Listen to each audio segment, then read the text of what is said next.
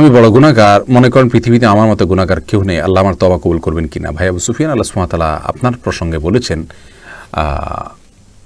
ইন্নাল্লাহা ইয়াগফিরুদ যুনুবা জামিআ ওয়া তুবু। আল্লাহ সুবহানাহু ওয়া তাআলা বলেছেন, তোমরা তওবা করো, হে লোক সকল তোমরা তওবা করো আল্লাহর কাছে, অতুবু ইলাল্লাহ, আল্লাহর কাছে তোমরা তওবা করো। আল্লাহ সুবহানাহু ওয়া তাআলা তোমাদের সমস্ত গুনাহ মাফ করে দিবেন।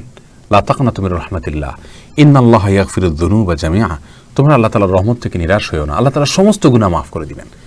প্রিয় ভাই আমার, এমন কোনো অপরাধ নেই যে অপরাধ আল্লাহ সুবহানাহু ওয়া তাআলা মাফ করবেন না।